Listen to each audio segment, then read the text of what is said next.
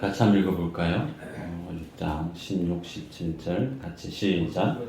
모든 것 위에 믿음의 방패를 가지고 이로써 능히 악한 자의 모든 불화살을 소멸하고 구원의 투구와 성령의 검 곧 하나님의 말씀을 가지라. 아멘. 성령의 검이란 제목으로 말씀을 나눕니다. 우리가 지금까지 전신갑주에 대한 내용을 쭉 살펴보았고, 지난 시간까지 보았던 것은 방어하는 용도로 하나님 우리에게 전신갑주에 대한 내용을 주셨다면, 오늘은 공격할 수 있는 무기에 해당되어지는 성령의 검에 대한 말씀을 주님이 하십니다.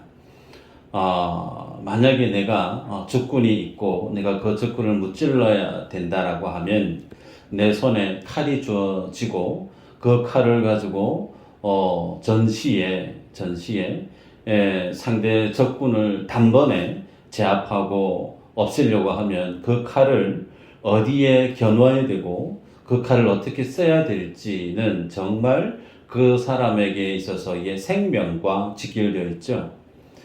단 한 번 쓸 수 있는 그 기회를 잘 살리지 못하면 도리어 역공을 당해서 낭패를 볼 수도 있습니다. 생명을 다투는 그런 전시 상황에서는 정말 내가 가지고 있는 무기가 어떤 무기인가에 대해서 분명히 알아야 되고 숙지를 잘 해야 되죠. 내가 가지고 있는 총이 방아쇠를 당기면 총알이 몇 미터 날아갈지, 어느 정도 조준을 하면 되는지, 내 무기에 대한 이해가 충분히 있어야만이 그 무기를 제대로 쓸 수가 있습니다. 당연하겠죠. 그런 측면에서 오늘 하나님은 우리에게 성령의 검을 가지라 그렇게 말씀을 합니다. 그러면 사단은 그럼 우리를 어떻게 공격을 하는가? 주로 사단이 하나님의 사람을 넘어뜨리게 하는 주된 전략은 무엇인가? 예수님이 사단의 정체에 대해서 말씀을 하시기를 사단은 거짓의 아비다 그렇게 말씀을 했습니다. 요한복음 8장 44절 후반부에 가면 이는 그가 거짓말쟁이요 거짓의 아비가 되었음이라 그랬습니다. 사단은 창세기에서부터 소개되어질 때 거짓말에 아주 능한 사람이죠. 그 거짓말이 무엇에 대한 거짓말인가? 하나님의 말씀에 대한 진리에 대한 거짓말을 통해서 자신이 원하는 것을 일궈냅니다. 그것은 곧 하나님의 사람이 하나님의 사람으로 살아가지 못하게 만드는 사단의 공격이죠. 그렇기 때문에 사단의 그 공격을 제대로 방비하고 제압하고 그 사단의 공격을 무찌르기 위해서는 그 거짓말에 대해서 우리가 잘 알면 됩니다. 뭘 알아야 될까요? 진리를 알면 되는 거예요. 무엇이 거짓말인지 무엇이 참인지 여기에 대한 성경 안에서의 해박한 분명한 분별력을 지니고 있는 자는 어떤 것을 들고 와서 이것이 진품이다, 이렇게 해야 된다, 이것이 하나님의 진리다, 가진 표현을 미사구를 다 동원한다 손 치더라도 무엇이 참인지에 대한 분명히 알고 있는 사람은 쉬 넘어가지 않습니다. 물론 사기를 당하는 사람, 바보, 모자라서 어리숙해서 당한다, 안 당하신 분들은 그렇게 얘기할 수 있어요. 그런데 당해 보신 분들은 바보라서 멍청해서 사기 당하는 거 아니에요. 똑똑한 사람도 모든 것을 판을 짜가지고 들어오면 그거 보이는 대로 볼 수밖에 없기 때문에 거기에 걸려 넘어질 수밖에 없어요. 그런데 그 자기가 잘 아는 분야, 자기가 정말 10년, 20년 평생 몸담았던 정통한 자기 전문 지식에 대한 분야를 가지고 와서 사기를 치려고 하면 잘 될까요? 안 되죠. 왜요? 내가 너무나 잘 아니까, 내가 전문가니까. 똑같죠. 사단이 하나님의 사람을 유혹하고 넘어뜨리려고 할 때 그것은 하나님의 말씀으로 나온다는 거죠. 고로 우리들은 하나님의 말씀에 대해서 분명한 이해를, 분명한 알을 지니고 있어야 되죠. 그러면 하나님의 진리가 무엇으로 성경에 표현되어지고 있느냐면 말씀으로 기록되어져 있죠. 성경에는 하나님의 말씀에 대해서 크게 두 가지로 표현하고 있습니다. 요한복음 1장 1절에 태초에 말씀이 계시니라. 이 말씀이 하나님과 함께 계셨으니 이 말씀은 곧 하나님이시니라. 여기에서 말씀이 한 번, 두 번, 세 번 반복되죠. 자, 이 말씀은 로고스라고 하는 말이에요. 헬라 말로. 그래서 로고스라고 하는 이 말씀은 하나님이 천지 만물을 창조하시고 하나님이 예수님이 다시금 재림하시기까지 그리고 그 이후에 있을 그 모든 하나님의 진리를 총망라한 표현, 그것을 말씀, 로고스라고 얘기를 해요. 자, 기억하십시다. 미수제일교회 성도니까. 자, 그러면 오늘 본문에 있는 내용은요, 성령의 검 곧 하나님의 말씀을 가지라 그랬단 말이죠. 여기에서 표현되어지는 말씀은 로고스가 아닙니다. 이 말씀을 레마라는 말이에요. 레마도 말씀이고 로고스도 말씀이에요. 그 차이가 어디에 있는가? 좀 전에 말씀드렸지만 로고스는 하나님의 천지 창조 그리고 심판에 이르기까지 모든 하나님의 진리를 다 담고 있는 전부를 로고스라고 얘기한다면 레마라고 하는 것은 상황, 어떤 환경, 어떤 타이밍, 그때마다 하나님의 적절한 말씀을 통해서 그 문제를, 상황을, 환경을 돌파해내는, 문제를 풀어내는 적용되어지는 말씀. 그래서 우리가 어제 말씀을 보았으면 그 말씀은 어제 주님이 내게 주신 은혜죠. 그 은혜 가지고 평생 울고 먹을 수 있는가? 그럴 수 없다는 거예요. 오늘은 오늘 주님 주시는 말씀을 먹어야 되죠. 그게 뭐죠? 레마라는 겁니다. 오늘 나로 하여금 살게 만드는, 오늘 내 상황 속에 내 눈에 펼쳐 보이는 세상 가운데 하나님의 말씀으로 그 문제를 풀어가게 하는 하나님의 능력, 그 진리, 그것이 레마고 그것이 말씀이죠. 성경에 보면 사단은 예수님을 말씀으로 공격했던 내용이 대표적으로 소개됩니다. 예수님이 40일 금식 기도를 합니다. 마태복음 4장 이후로 보면 금식 기도를 하고 얼마나 배가 고프시겠어요. 저는 3일 이상 해본 적이 없는데 부끄럽지만 3일만 해도 배가 많이 고프더라고요. 나가면 기도원 내려가면 내 반드시 불고기 햄버거를 사 먹으리라. 한 번에 2개를 사 먹었던 적이 있습니다. 하여튼 엄청 배가 고플 텐데 그 배고픈 시기에 사단이 쫙 나타나서 하는 말이 네가 하나님의 아들이면 저 돌들을 명예에서 떡으로 만들어서 먹어봐봐 라고 얘기를 하죠. 예수님은 하나님이십니다. 그 돌을 떡으로 만드실 수 있어 없어요? 있으시죠? 예수님은 하나님이시고 능력이 있으신 분이, 전능하신 분이시니 얼마든지 원하시면 정말 배고픈데 그걸 해서 드실 수 있습니다. 인간의 육체에 대한 부분. 마치 이 모습을 보면 사단은 얼마나 지혜로운가. 인생에 가장 필요한 거, 가장 약한 거, 정말 이거 하나에 톡 넘어질 수밖에 없는 그런 절대적으로 필요로 하는 그 타이밍, 그 주제를 가지고 나옵니다. 그러면서 먹어보라고. 그때 예수님이 뭐라고 말씀하시느냐면 기록된 바 사람이 떡으로만 살 게 아니고 뭐라고요? 하나님의 입에서 나오는 모든 말씀으로 산다. 내 상황 속에, 내 지금 필요 속에 정말 먹을 게 절대적으로 필요한데 그것 가지고 사단이 유혹해서 예수님을 걸려 넘어뜨리려고 할 때 어떻게 대받아치느냐? 하나님의 말씀을 인용을 해서 사단을 물리칩니다. 여기서 끝나나요? 그러지 않죠. 이번에는 성전 꼭대기로 데리고 올라가서 예수님을 그 높은 곳에 올라가서 얘기합니다.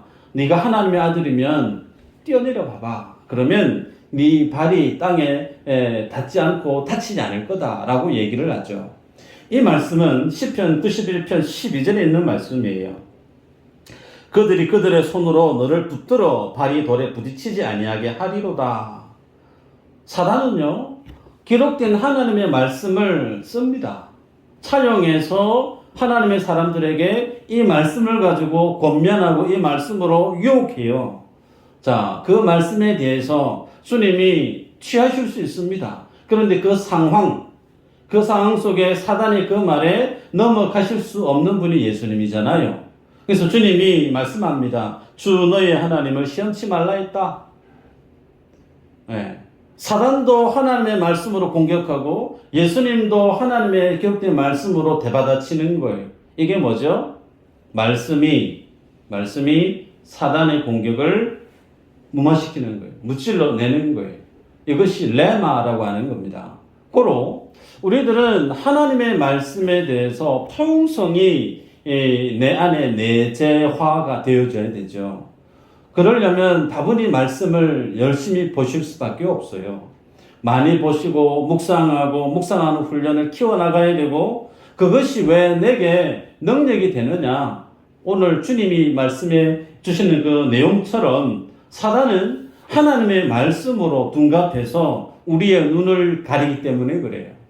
우리가 하나님의 사람으로 살아가지 못하게끔 우리의 가는 그 길을 넘어뜨리게 하기 때문에, 그것은 우리가 무찌를 수 있는 길은 열심히 기도하는 것도 물론 있지만, 오늘 본문에서는 말씀의 검을 가지라 그럽니다.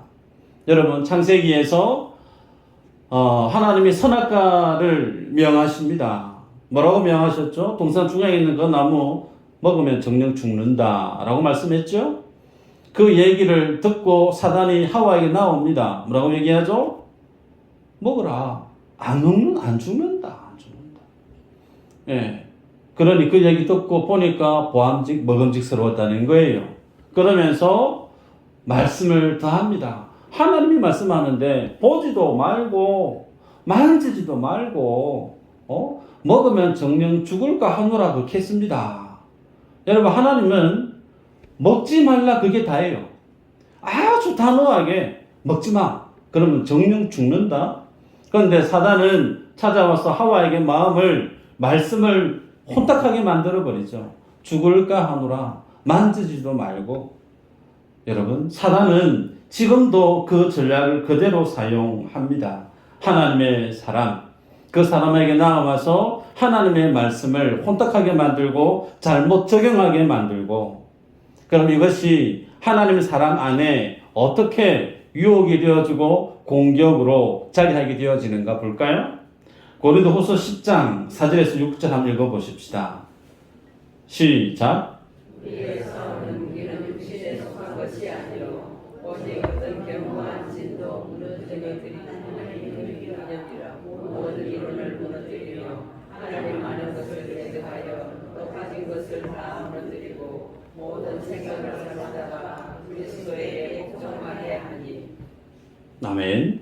자, 여기 보면요, 사단은 영적인 존재로서 하나님의 사람을 대적하는데, 우리들도 영적인 존재에 대해서 대적할 수 있는 능력이 필요하죠. 자, 그런데 어떻게 공격을 하는가? 5절에 보면 하나님을 아는 것을 대적하여 높아진 거 그랬어요. 하나님을 대적해서 높아진 거. 소위 이것이 사단이 하나님의 사람들을 충동질을 하고 유혹하고 넘어뜨리게 하는 가장 주된 모습인데, 그 다음에 9절에 보면 모든 생각을 그랬습니다. 모든 생각. 사단이 어떻게 공격을 하느냐면 성도 안의 생각을 공격한다는 거예요. 그 생각이 마치 4절에 보면 견고한 진이라고, 견고한 진. 진은 아무렇게나 쉽게 돌 던진다고 해가지고 그 진이 무너지지 않죠. 아주 견고합니다. 정말 그 진을 무너뜨리기 위해서 사활을 걸어야 그 진이 깨어지고 결국에는 전쟁에 승리하게 되어지는데, 무슨 얘기냐면 사단은 그처럼 하나님만큼 높아져 있다는 거예요. 뭐가요? 우리 사람 안에, 성도 안에 생각이라고 하는 자기 생각, 자기가 만들어 놓은 자기 성, 자기가 설정해 놓은 자기의, 그것이 마치 견고한 진처럼 하나님만큼 높아져 있어서 예수 그리스도 그 말씀 앞에 복종하지 못하도록 만들어 놓았다라는 겁니다. 그래서 우리들은 이 하나님 앞에 복종하지 못하게 만드는 내 안에 정말 견고한 진처럼 자리매김해져 있고 정말 단단한 지각의 틀, 지각의 판처럼 굳어져 있는 내 안에 있는 편견, 내 안에 있는 내 생각, 이거 하나님 앞에서 깨서 정리 작업을 해야 된다는 거예요. 오전에 제가 그런 말씀 드렸습니다. 구원받은 것은 내가 목사니까, 내가 교회 신앙생활을 오래 했으니까 이것과 상관이 있을까요? 없습니다. 상관없어요. 그래서 우리는 늘 하나님 앞에 설 때에 정말 내가 하나님 앞에 구원받은 주의 자녀가 맞는가에 대한 부분을 평생 물으셔야 돼요. 평생 물으셔야 돼요. 내가 성경에 대한 진리를 보고 있는 나의 이 관점이 정말 맞는가 쉼없이 의심하셔야 돼요. 그렇지 않으면 우리들은 진리에 대해서 적당히 내가 알면 내가 많이 아는 것으로 여기게 됩니다. 그게 뭐죠? 견고한 진이라는 거예요. 마음이 그렇게 세팅이 되어져 버리면 저는 하나님의 말씀 앞에 복종하는 성도의 삶을 찾아보기 어렵다는 겁니다. 우리는 늘 하나님 앞에 믿음의 그 초심을 처음 내가 주님 앞에 하나님의 전을 찾는 그 마음으로 나아가지 않으면 어느 중에 우리들도 바리새인처럼 하나님의 진리에 대해서 적당하게 웬만큼 다 안다. 이 훈련도 해봤고 저 훈련도 해봤고 많은 경험도 해봤으니까 이제 나는 가만히 있어도 천국은 하나님 나라 가는 것은 따놓은 당상이다. 맞나요? 아니라는 거예요. 아니에요. 열매로 알리라 그랬습니다.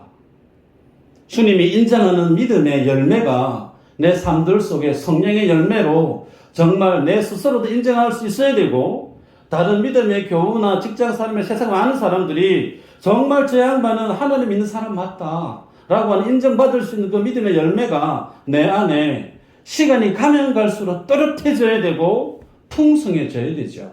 아멘인가요? 그래야 돼요. 그거 없이 그냥 내가 교회에 얼마만큼 열심히 다녔고 축성 얼마나 많이 했고 그거 하고 상관이 없다니까요. 그러기에 오늘 우리들은 주님이 하시는 이 말씀 앞에 부복해 볼 필요가 있습니다. 요한복음 10장 31절 이후로 유대인들이 예수님을 돌로 쳐 죽이려고 해요. 왜 예수님을 돌로 쳐 죽이려고 했느냐면 그 모습을 보고 주님이 묻습니다. 내가 아버지께로 말미암아 여러 가지 선한 일을 너희에게 보였거늘 그 중에 어떤 일로 나를 돌로 치려 하느냐. 죽이려고 하니까 주님이 왜 죽이려고 하노? 라고 물은 거죠. 자, 이 물음에 유대인들의 답이 그렇습니다. 네가 자칭 사람이면서 네가 하나님이라고 얘기하니까 참남죄 때문에 신성 모독죄 때문에 네가 돌맞아 죽어야 된다. 그렇게 얘기하는 거죠. 이 말에 주님이 또다시 답변을 얘기하죠. 34절 36절 예수께서 이르시되 너희 율법에 기록된 바 내가 너희를 신이라 하였노라 하지 아니하였느냐? 성경은 패하지 못하나니 하나님의 말씀을 받은 사람들을 신이라 하셨거든 하물며 아버지께서 거룩하게 하사 세상에 보내신 자가 나는 하나님의 아들이라 하는 것으로 너희가 어찌 신성모독이라 하느냐. 하나님의 신이 임한 자를 구약에서 신이다라고 얘기했던 그 내용을 빗대어서 주님이 지금 말씀을 대받아 쳤습니다. 그러자 유대인들이 말을 못해요. 돌 들어서 죽이려고 하다가 하나님 예수님이 이 말씀을 들려주니까 머뭇머뭇하다가 그 사이를 좀 여유히 빠져나가 버립니다. 이게 뭐죠? 레마라는 거예요.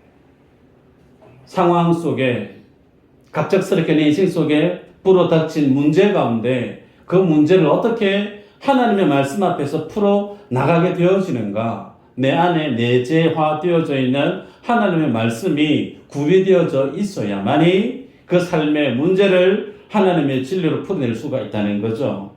오늘 본문에 사도 바울은 사단의 견고한 진을 파하고 영적 대적을 물리치기 위해서 성령의 검을 가지라 그랬습니다.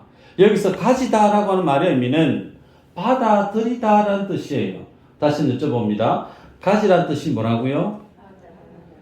한 두 번이 지금 막 가려고 그래서 제가 여쭤봅니다. 성령의 검을 가지라. 그 말은 하나님의 말씀을 받아들이라 그 뜻이에요. 하나님의 그 말씀을 받아들이라고 하는 것. 왜 하나님의 말씀을 검으로 사도 바울이 표현하고 있느냐. 이 부분 우리가 고민해 볼 필요가 있죠. 여러분 말씀 한번 볼까요? 요한복음 6장 63절 보십시다. 읽어볼까요? 시작. 살리는 것은 영이니 육은 무익하니라. 내가 너희에게 일어나는 영이요 생명이라. 아멘. 잘 보십시오. 자, 이 말씀은 예수님의 말씀이에요.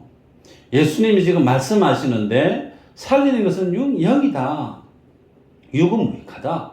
그러면서 예수님의 말이 뭐라고요? 영이다. 영. 그 다음 예수님의 말씀은 또 뭐라고요? 네. 그러면 3단 논법. A는 B와 같고 B는 C와 같고 그러면 A와 C는 같다. 그죠? 자, 복음에 대해서 우리가 잘 아셔야 돼요. 복음을 하나님의 말씀 따로, 하나님의 생명 따로, 하나님의 어떤 성령 따로 이렇게 파편적으로 우리가 하나님 말씀을 보게 되어지면 늘 성경을 헤맵니다. 아무리 열심히 보셔도. 근데 이 구절 하나하나를 정독하시듯이 꼭꼭 씹어서 드시다 보면 아, 하나님의 말씀이 영이구나. 그 말씀이 성령이구나. 말씀과 성령은 같구나. 따로가 아니고.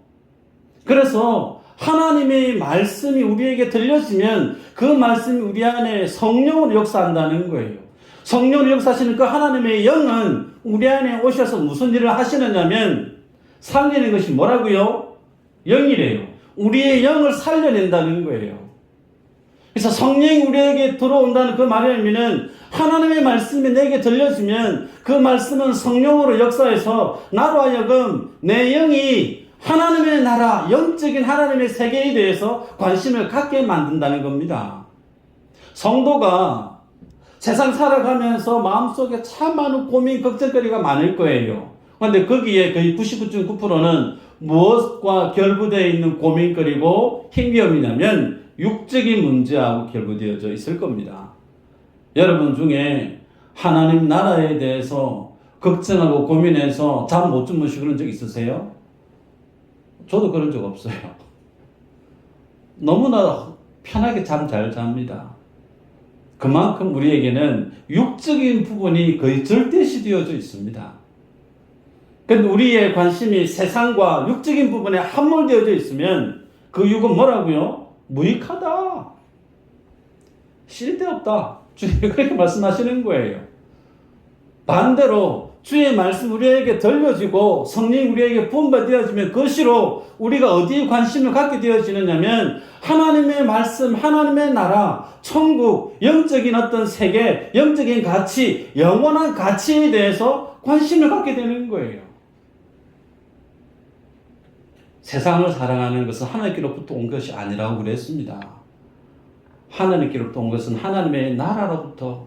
그래서 하나님의 진리는, 하나님에 대한 믿음은 예수 그리스도와 하나님께로부터 났다고 요한복음 1장에서 우리에게 말씀을 해요. 말씀을 정리할까요? 여러분, 살리는 것은 영이다, 육은 무익하다. 그 말은 하나님의 말씀 우리에게 부음받아지면 그 말씀이 마치 검이 되어서 무익한 것들을 다 잘라낸다는 거예요.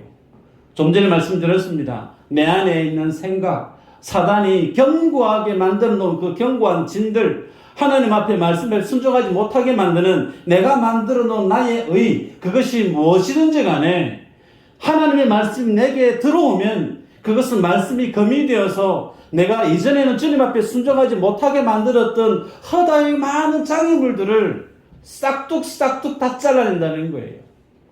내 안에 죄에 대해서 그 죄의 머리를 잘라냅니다.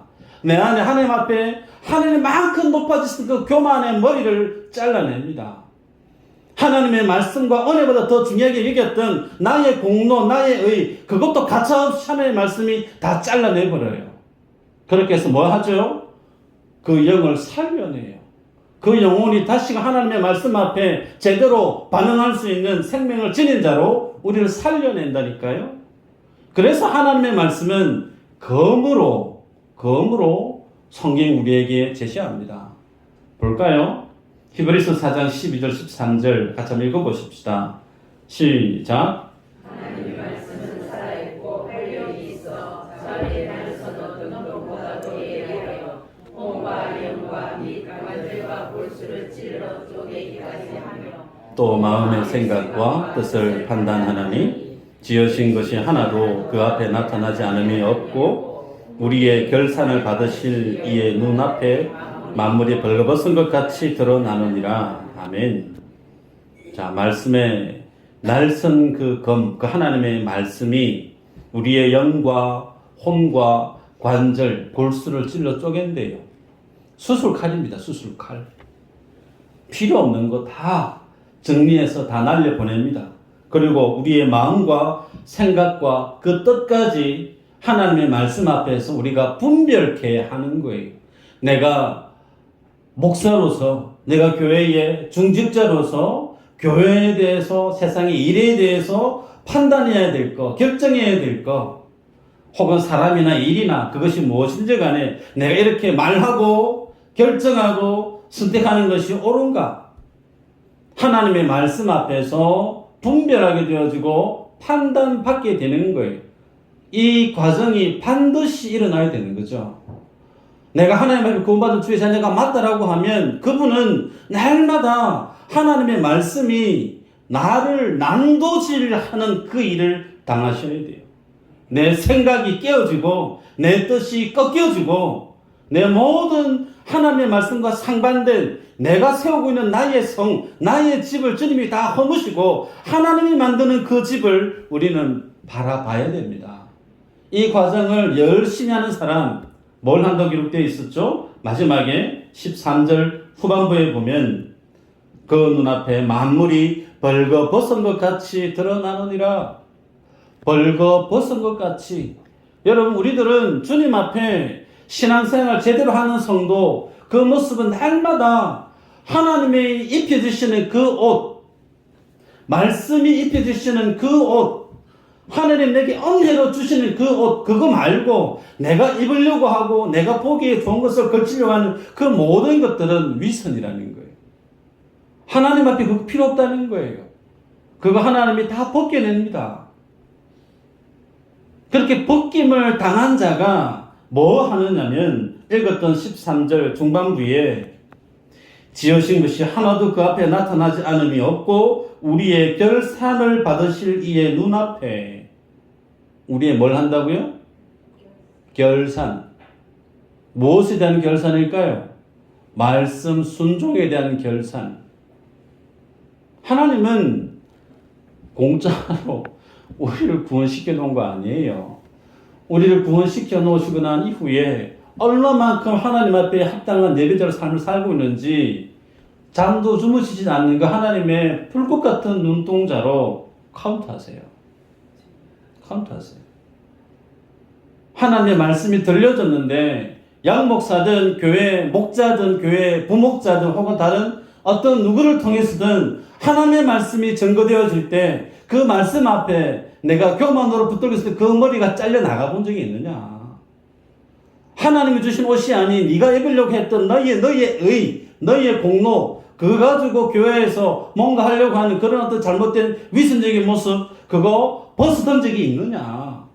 하나님은 날마다 말씀 앞에 우리를 표현이 좀 과하지만 난도질하세요. 그것이 말씀이 하는 역할입니다. 그래서 우리들은 날마다 그 주님 앞에 옷 벗김을 당하는 일을 당해야 돼요. 그걸 당하면 기분이 안 좋습니다. 그걸 당하면 마음이 아파요. 불편해요. 그게 사실이거든요. 그런데 그렇게 해야만이 주님 앞에 우리가 설 수 있다는 겁니다. 그렇게 한 자가 히브리서 4장 16절 이후로 보면 그러므로 우리는 긍휼하심을 받고 때를 따라 돕는 은혜를 얻기 위하여 은혜의 보좌 앞에 담대히 나아갈 것이니라. 말씀의 금에 옷 벗김을 당한 그 사람이 어디로 나아간다고요? 하나님 은혜의 보좌 앞에 담대히 나아가게 되더라는 거예요. 하나님 앞에 구원받은 성도는 반드시 이 길을 갑니다. 반드시.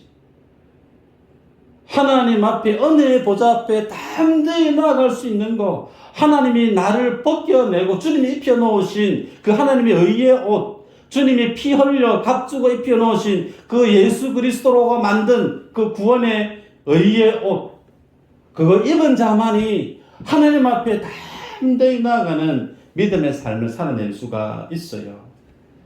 여러분, 그래서 주님 앞에 말씀의 검을 잘 다루실 수 있어야 돼요. 서두에 말씀했습니다. 말씀이 내 속에 잘 내재화되어져야 된다. 어떤 상황이든 어떤 환경이든 그 상황을 헤쳐나갈 수 있는 레마, 그 레마된 그 말씀이 내 안에 충분히 있어서 날마다 그 말씀이 나로 하여금 기경해내는 일이, 말씀이 내게 성령으로 역사하는 그 일이 일어나야 된다는 거죠. 파충류 중에 카멜레온 아시죠? 카멜레온. 눈알이 360도 돌아가잖아요.